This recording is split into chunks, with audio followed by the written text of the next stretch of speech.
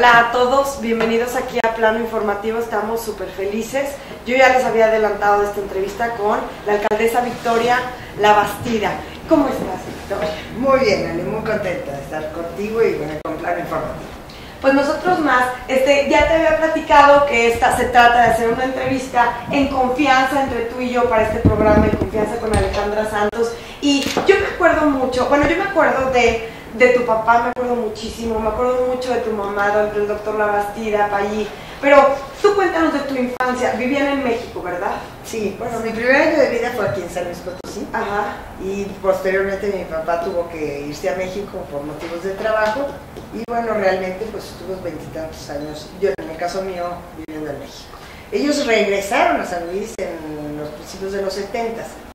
Yo ya había iniciado mis estudios en la universidad, entonces hasta que concluí, en 75 fue cuando volví.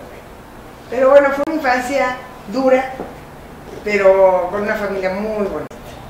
Mi mami tuvo una seria enfermedad cuando yo, que soy la mayor, tenía 6 años, entonces la dejó prácticamente con una discapacidad bastante marcada y fue difícil en el sentido que pues, vimos la lucha de ella por la rehabilitación, todo, pero con un gran apoyo por parte de mi papá. Y creo que en ese sentido pues supimos valorar lo que es la discapacidad, que también cualquiera podemos sufrirla, no estamos exentos de ellos, pero lo que es luchar en la vida por salir adelante. Yo jamás la oí quejarse de su discapacidad. Mi mamá tenía 33 años cuando se enfermó y murió de 82. Sí. Y nunca se quejó. Tú eres la mayor de todos. De siete, es más, de hecho, éramos 5 cuando mi mamá se enferma. Ajá. Yo que tenía 6 años, Mónica era la menor, tenía 2 años. Y Gerardo y Pablo, que son los menores, nacen después, posteriormente. De que tu mamá ya estuvo enferma, que tuvo unos años bastante buenos y después, desgraciadamente, empezó de vuelta las recaídas. Somos 7, somos 3 mujeres y 4 hombres. Y la verdad siempre hemos sido una familia unida, con un papá maravilloso que siempre nos alentó, que era muy apoyador, pero además con un ejemplo de solidaridad con mi mamá maravilloso. Tú un día me platicaste, tuve la oportunidad también de platicar contigo y tú a mí me platicabas todo lo que cómo te había educado el doctor, todo, cómo te había alentado, que yo creo que si estás ahora, hoy día donde estás, si has logrado, porque de lo que estamos hablando no son bromas, has logrado lo que ninguna mujer en San Luis logró, o había logrado hasta el momento, la primera mujer electa alcaldesa de San Luis Potosí, no son bromas. Y un día tú me platicabas de esto, de cómo te había educado tu papá. Compártenos. Bueno, él siempre nos decía, en el caso mío yo fui muy inquieta desde muy chica, me decía, ¿no te gustan las cosas? Pues actúa, hazlo. Métete a donde se pueden cambiar las cosas. Y por otro lado, siempre nos alentaba mucho a que le perdiéramos miedo de equivocarnos. Aviéntense.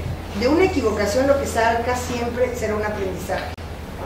Y en ese sentido me decía, bueno, hay estos riesgos, pero juégatela. Y nunca era el típico, te lo dije. Siempre llegaba, no, papá, pues es que tenías razón. Bueno, aprendiste, sí, no valió la pena. Entonces siempre en ese sentido creo que mi papá, no solo con sus hijos, que bueno, con los 7 fue todos nos disputamos quién era el consentido, porque creo que a los 7 nos hizo sentir sus consentidos. Siempre alentó a los jóvenes. Mi papá creía en los jóvenes. Decía que este país, el gran motor, eran los jóvenes y tenían que estar actuando. Y en ese sentido, pues yo eso sí lo aprendí mucho. Sigo confiando en que son los jóvenes de este país los que construyen. Y nosotros como jóvenes tuvimos grandes oportunidades. Entonces, pues sí, yo fui muy afortunada de nacer y crecer en una familia muy bonita, con sus problemas igual que todas, pero que nos enseñó ese gran reto, que en la vida no hay que amilanarse, hay que enfrentar los retos, hay que salir adelante. Y que no hay peor lucha que la que no se hace, en el sentido de que la peor decisión de tu vida es no tomar decisiones. Exactamente. Y además, que se puede también considerar muy progresista este punto de vista. También tú en esa ocasión me decías que pues, no andábamos tu papá no andaba con falsas moralidades o con, ¡ay, qué barbaridad! Al contrario, ¿verdad? No, nos alentaba. Fue un padre muy, muy moderno. Y mi mamá también, eran muy modernos. Fuimos una familia muy democrática. Cualquier decisión importante se consensaba independientemente del criterio del grande y del chico, se tomaron en cuenta las distintas visiones, pero siempre las grandes decisiones se nos consultaban y se nos permitió opinar. Mujeres y hombres, ¿era todos lo mismo? Parejos, y era lo mismo la opinión que podría vertir yo siendo la mayor, o Manuel, que es el que me sigue, con la opinión de Pablo, que era el menor. Y creo que eso, aprendes que la democracia es un estilo de vida. Mi mamá era panista. No. Sí, mi mamá era muy panista. Ajá. Pues su tutela, que queda realmente a cargo de la tutela de mi madre cuando muere, mi abuelo Jesús, que muere muy joven, de 56 años, sí, que por cierto fue político priista, él fue presidente municipal de Tampico. Entonces, y después fue diputado federal, pero era muy, muy amigo de don Manuel Gómez Morín, se querían mucho. Y cuando muere mi abuelo, el que se queda de tutor de mi mamá es don Manuel, al cual nosotros quisimos muchísimo, comíamos un domingo en su casa y un domingo en casa de don Manuel, de don Daniel Cosío Villegas, que era el adorado de mi papá. Y pues realmente vivimos esa democracia siempre. Y donde se valía pensar diferente y respetar. Porque además tu corazoncito siempre ha sido muy tricolor. Muy tricolor. Muy tricolor. Mi papá era muy tricolor, pero entonces me ganó un poco la parte paterna. No, y además en mi experiencia cuando arranco yo ya mi vida activa como estudiante, era yo presidente de la Sociedad de Alumnos de la Facultad de Psicología.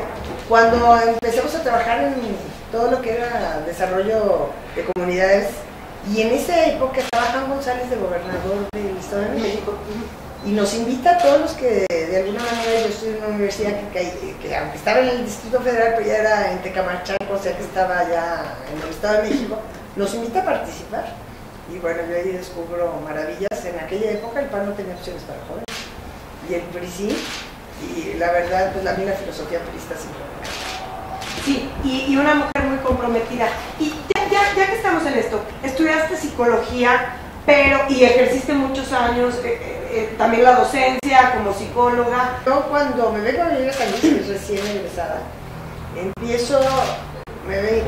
yo me caso en abril de 75 con Carlos, que además ya teníamos 6 años de novios, un gran soñador como yo, muy apoyador. Nos venimos a vivir a un rancho, a 70 kilómetros de aquí de San Luis, pero pues los dos éramos muy activos, entonces no podíamos estar tanto tiempo encerrados. Claro. Empezamos a trabajar ahí, impulsamos la creación de la preparatoria de Santa María del Río, que no había, junto con algunos vecinos ahí de ranchos, y empezamos a dar clases en agosto. Nosotros nos casamos en abril y nos venimos prácticamente dando clases en agosto de 1975, empezamos dando clases en la universidad. Y para mí fue la gran enseñanza. Yo creo que por eso estoy tan agradecida con la Universidad Autónoma de San Luis Potosí, que me brindó la oportunidad. ¿Sí? Di clases más de 20 años. Carlos fue director de la Facultad de Agronomía. Estuvimos muy comprometidos con la universidad, pero llegó un momento en que sí pensé que teníamos que luchar por algo. Y mírate, y heme aquí, vas a decir, y heme aquí. En tu casa no había discriminación, en tu casa de casada tampoco había discriminación. Además tengo la fortuna de conocer a tu esposo y luego hablamos de esa historia de amor, pero bueno, es que no existe. Y conozco a tu hija, conozco a tus hijos y no existe. Pero fuera de tu casa, ¿la has vivido? ¿Te ha tocado? Pues sí, mira, yo creo que yo soy una mujer muy afortunada, porque en el ámbito universitario realmente hay mayor equidad. Ahí se discuten las ideas y también te enseñas a respetar la opinión diferente a la tuya. Sí. Los alumnos son los grandes maestros. Yo le debo mucho a esas generaciones que pasaron por mí, porque realmente fueron mis grandes maestros.